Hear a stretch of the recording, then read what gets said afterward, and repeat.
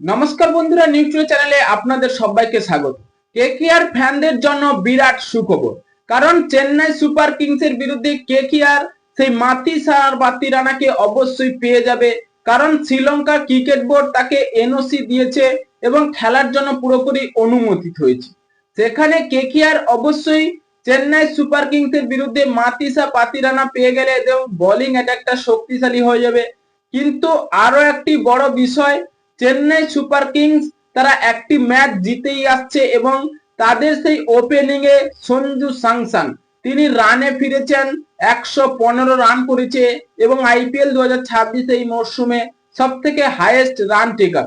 কিন্তু কেকেআর এর এবার তাদের ভয়টাও থাকবে যে তারা একটা ম্যাচ জিতে তাদের ব্যাটিং অর্ডারটা শক্তিশালী করে নিয়েছে এবং ওপেনিং এ সঞ্জু স্যামসন রানে ফিরেছে।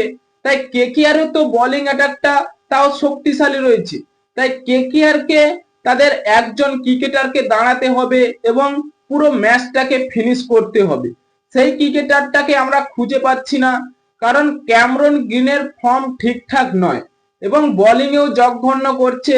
যদি ফিল সল্ট একেবারে পাওয়ারফুলে শেষ করতে পারে, তিনি যেন খেলতে পারে, তাহলে ভাই কেকেআর কে অনেকটাই এগিয়ে নিয়ে যাবে, আত্মবিশ্বাস জগাবে যে ফিল সল্ট পাওয়ারফুলে 50-60 রান করে দিচ্ছে, কেকেআর এর জন্য আশা থাকবে।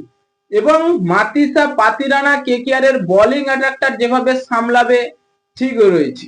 এবং কেকেআর আরো একটি পরিবর্তন করতে পারে, সেই তেজস্বী ধাইয়াকে কেকেআর চান্স দেওয়া উচিত। হ্যাঁ বন্ধুরা, গত ম্যাচে আমরা দেখেছি সেই রৌমেন পোয়েলকে কেকেআর চান্স দিয়ে তার পারফরমেন্স, তিনি যে বিগ হিটিং শট খেলার অ্যাবিলিটি এবং তিনি তা দেখিয়ে দিয়েছেন। তাই তেজস্বী ধাইয়া তিনি দুর্দান্ত খেলতে পারেন, তাকে যদি কেকেআর ডাগ আউটে বসিয়ে রাখে, যাদের অফ ফর্ম চলছে সেই রিঙ্কু সিং এবং রমনদীপ সিং, এদেরকে তো বসিয়ে দেওয়া উচিত। এদেরকে বসিয়ে দিয়ে কেকেআর সেই যাদের ফর্ম রয়েছে ডাগ আউটে বসিয়ে রয়েছে, সেই সব ডোমেস্টিক ক্রিকেটের দুর্দান্ত ফর্মে রয়েছে, সেই তেজস্বী ধাইয়াদের কেকেআর সুযোগ দেওয়া উচিত। এইসব ম্যানেজমেন্ট গুলোকে অবশ্যই পরিবর্তন করতে হবে, তাদের ভালো কিছু ভাবতে হবে, তাহলে তো কেকেআর ম্যানেজমেন্ট যে জিতার যে হারের পার্সেন্টেজটা তাকে জয় আনতে হবে। হ্যাঁ বন্ধুরা, হারবো তো ঠিকই, কিন্তু একটা মানানসই থাকবে যে কেকেআর হেরেছে ভাই সেই 10 নম্বরে না শেষ করে একটা লড়াকু লড়েছে এবং হেরেছে, যে করব জিতবো লড়বো রে, এই প্রবাদ বাক্যটা কেকেআর এর যে রয়েছে সেটা কোথায়? হ্যাঁ বন্ধুরা, যাই হোক, কেকেআর কে চেন্নাই সুপার কিংস এর বিরুদ্ধে অবশ্যই জয় আনতে হবে এবং মাতিসা পাতিরানা যে কেকেআর এর জন্য অ্যাভেলেবেল থাকবে এটা কোনো সন্দেহ নেই। হ্যাঁ বন্ধুরা, কেকেআর মাতিসা পাতিরানাকে পেয়ে গেল তাদের বোলিং অ্যাটাক। আপনাদের কি মনে হয়, কেকেআর কি চেন্নাই সুপার কিংস এর বিরুদ্ধে জয় আনতে পারবে? তাদের সেই জয়ের খাতাটা কি খুলতে পারবে?